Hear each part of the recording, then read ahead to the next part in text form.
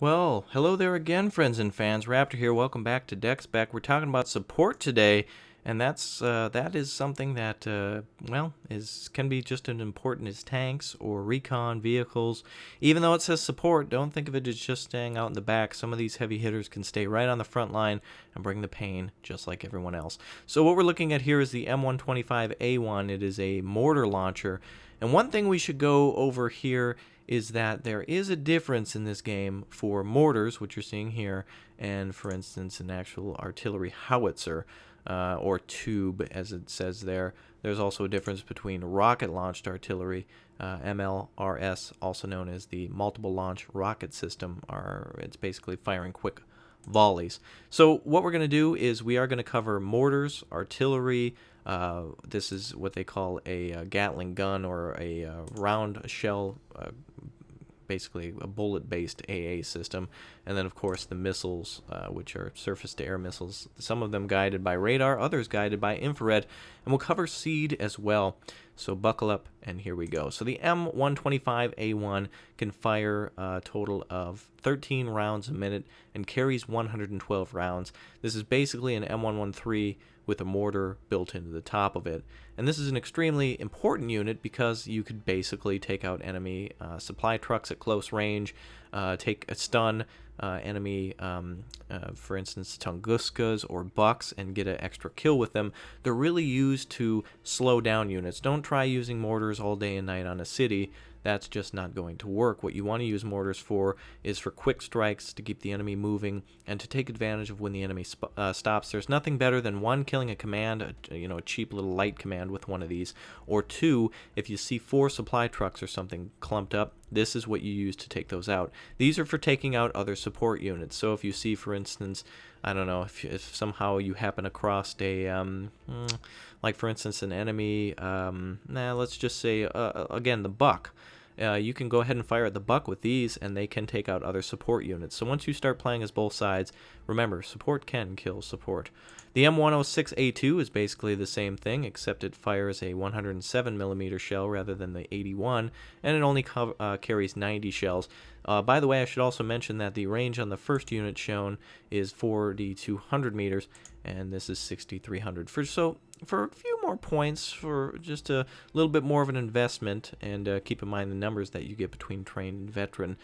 There's not too much of a difference between trained and veteran, especially if you're killing things. You can get up there rather quickly. I would say when it comes to artillery, numbers are key. Also, I should make it known that these have an area of effect, which means that they fire anti-personnel explosive rounds, and also the HE value applies over an area of effect. A corrected shot, which means that if you have line of sight on a target, it will fire a more accurate group. Stationary, it must be stopped to fire, and this is for all artillery. And it also fires smoke, which again can be used to disable enemy ATGMs. Not to disable them, but to stop them from firing. You can even use this on enemy infantry if you wanted to get in close enough, but its real purpose is for covering ATGM teams and vehicles, so they can't see or fire through that. Won't work on infrared, and it probably won't work on radar. Actually, though, there is a little debate that goes on in my head, and I will mention it now, and then we will move on, because otherwise I'm going to go crazy.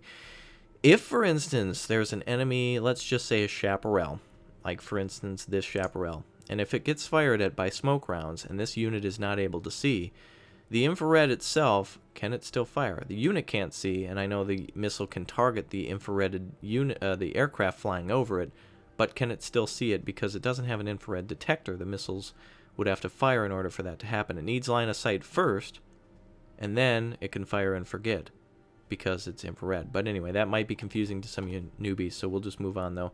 But anyway, explain how that works down below. I've never been clear with it. All I know is that chaparrals are very good, and when they shoot, things go boom. But we'll come back to that in a minute. And the next type of artillery unit is basically the M29, which is 81mm back down, but and 4200. But the thing is it is the same price as the M125. It carries a few less rounds, and also doesn't have as good of a, let's see here, the fuel economy. Oh, actually, it's much better in many ways, speedier. I don't think you'll get as many of them, though. Definitely not.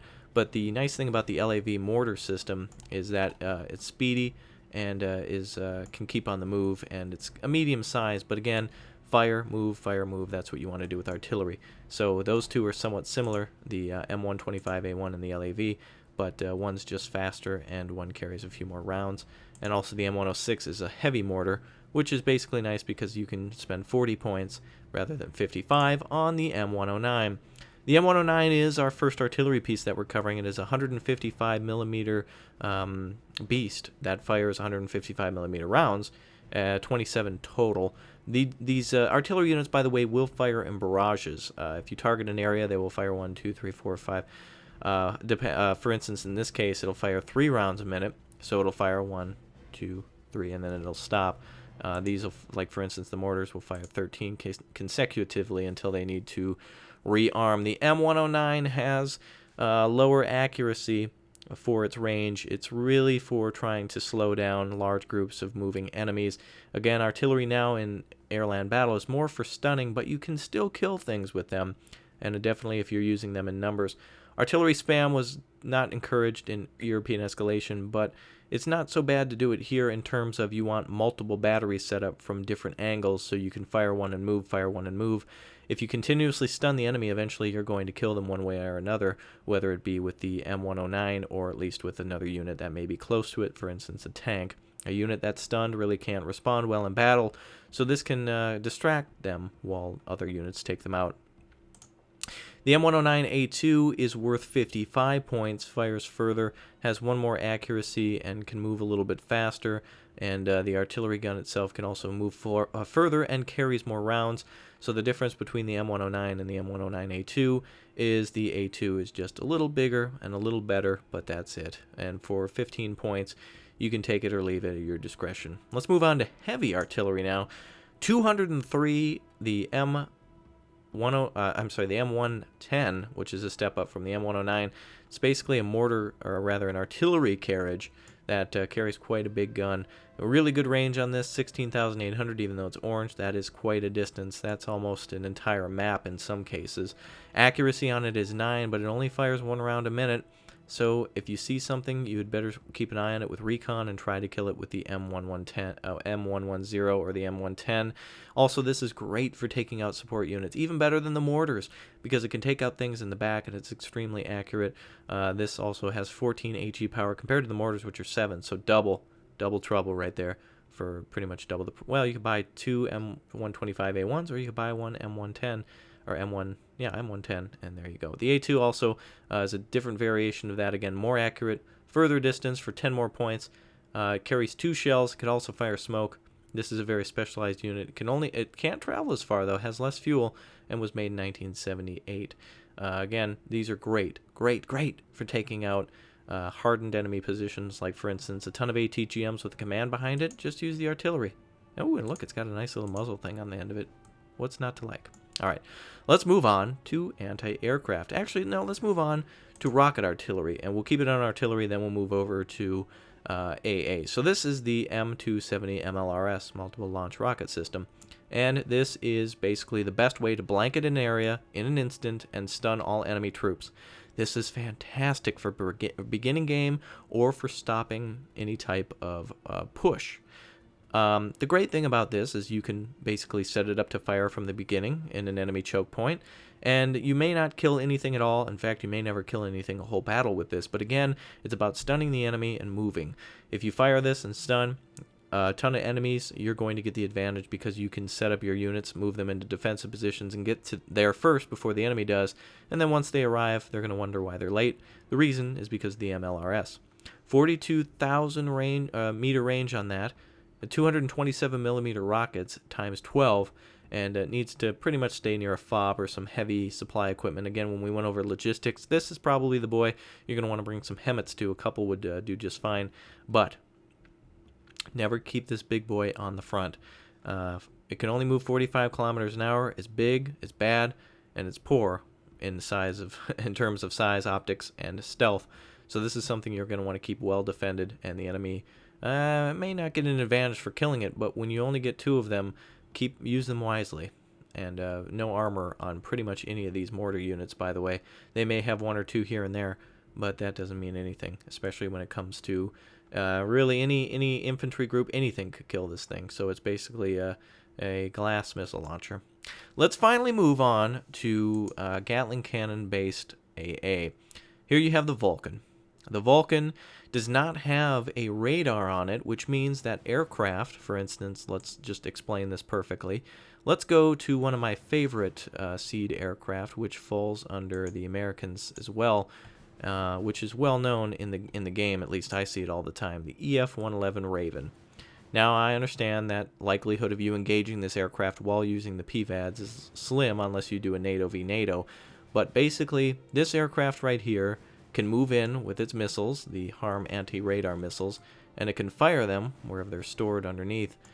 Too bad I can't get a shot on it, but yeah, this will come up.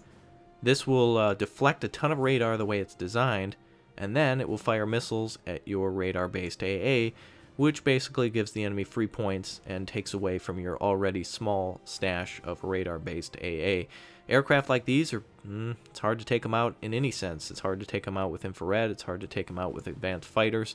They're just designed to get away, to hit and run, and these are, that's why it's 135 points. It's got exceptional ECM, and there's really Soviet aircraft as well, packed aircraft that can avoid you all day, so just keep a lookout for those. But let's return to support.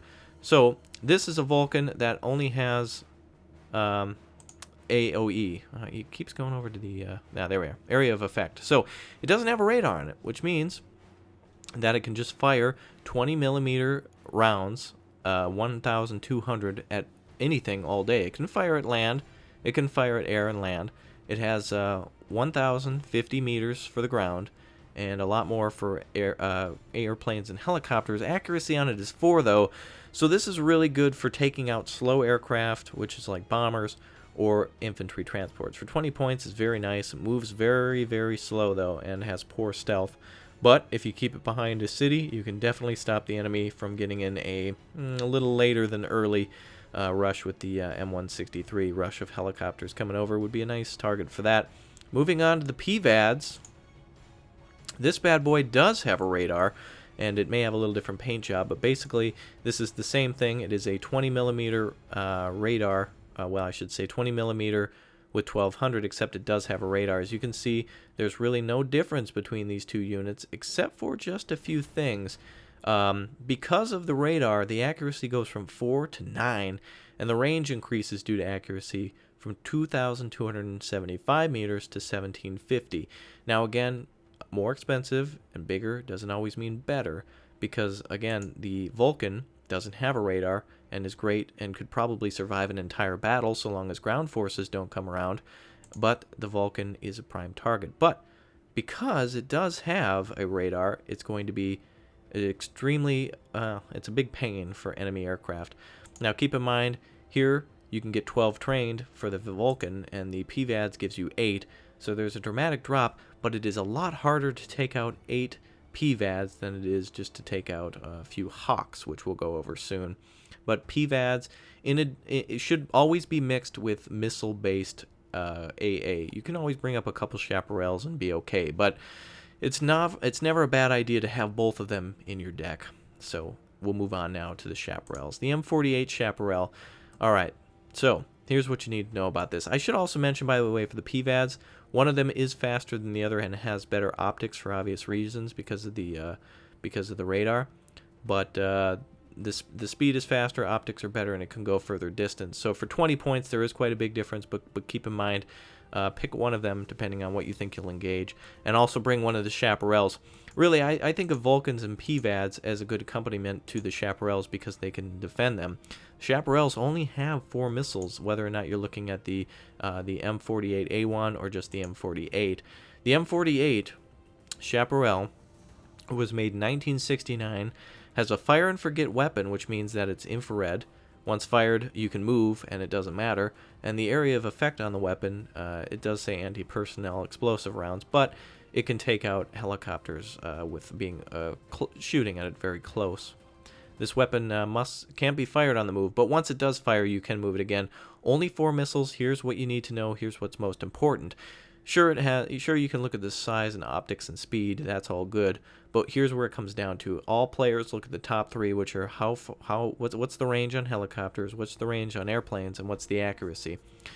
You can get 8 of these for 20 points. In fact, if you were just to get 3, you could pretty much cover a whole area. And sometimes when the enemy crosses over an area and sees missile firing, they may never go back to that area again with aircraft or helicopters.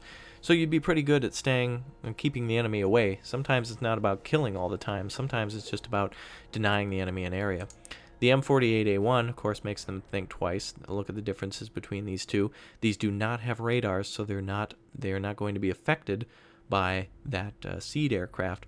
So between these two, you can see the accuracy and the range jumps up pretty dramatically, but they're the same carriage and the same engine. There's no difference between these two in terms of speed at all. It's pretty much just the weapon system mounted on the back that changes, and it's pretty much the missile that goes on. And in fact, you can see that's really the only thing. You have the MIM-72A and the MIM-72F.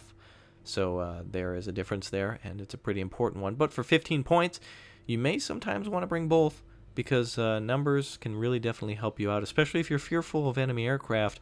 It's probably best to bring in the Chaparral, especially if you're a newer player, because you will lose these. Again, keep these in the back. Keep these on the edges of forests as well. AA is not going to really be able to engage from the center of a forest unless the enemy flies directly over them. Vulcans and PVADs have a better time of firing in forests, but it's better to keep Chaparrals and Hawks on the edge. Speaking of Hawks, here we go. The M727 is basically mounted on the same chassis there as everything else for Chaparral-wise, except it's got something a little different on it, the MIM-23B iHawk. This is an area of effect, fire and forget, radar-guided stationary missile. That's right, and it's got 3 missiles on the back, so it's good and bad. Good in terms that it can fire more than one, but you've only got 3 shots. So you can see the range on that. These are very easily targeted, by the way, by seed aircraft, but you can definitely turn them off. In fact, you can, at the beginning of a game, put these in groups of 4, transport them to where you need them with the radar off, split them up, and turn the radar on before you split them up, and you could engage an early game seed attack. Once the enemy sees these, though, seed will come out and try to destroy these. Now, I don't want you to be afraid of these as well, because these can definitely take down huge groups of helicopters if they're clumped up nicely, has a great range, and has no problem blowing up Soviet and packed aircraft. And a couple of these will do you good for 60 points. You may as well get a couple that's 120 points, or you could get a full load of Chaparrals. I'd say never do Chaparrals and Hawks together, because you're going to need a lot of supplies to supply those missiles. The nice thing about the PVADs and Vulcans is that if you put them all together, if you put a couple of PVADs next to a Chaparral, maybe a Hawk there, you can give the enemy a ton to fire at, and when the missiles are all out, if there's no supply truck around, the PVADs can still take care of it. But always remember to supply your vehicles. And for these types of vehicles, it's good to bring in a Hemet, probably not a Chinook, because it's a good prime target. These things like to get bombed a lot. They seem to just self-destruct whenever enemy bombers come around. If you can't take care of them all, then you're going to be screwed by that. But anyway, that's pretty much it for support now. Again, I've selected only the Americans just to go over kind of the simplistic aspect of what, the artillery, what heavy artillery, medium artillery, mortars, infrared, all that does. This is just the basics. Again, I'll go over some things in the future. Put your questions, comments, and concerns down below. My concerns are probably that you guys need to comment more. Tell me more about what you think about the game. Wargame Red Dragon coming out soon. What units do you want to see? What units do you expect? And yeah, in fact, these missiles to me have never looked finished. They kind of look like they should have the engine exposed, but I guess there's the engine. Oh, there it is right there. So yeah, they just seem plain. They need to have a cool red tip on them or something. That's my concern. Chaparrals do have a cool thing, though. Yeah, they look really nice. Those sidewinder. Well, it's kind of a sidewinder. But anyway, so that's it for now. I hope you guys enjoyed the deck spec support thing. That concludes it here. Class is dismissed. I will see you guys in the next episode where we're talking about some tanks, specifically some bad boys that the Americans got. So until next time, friends and fans, this is Raptor for the rest of the Rat Pack, reminding you to bring the cornucopia of pain. We'll see you guys. Oh, and keep the password and Pimpan strong. Bye.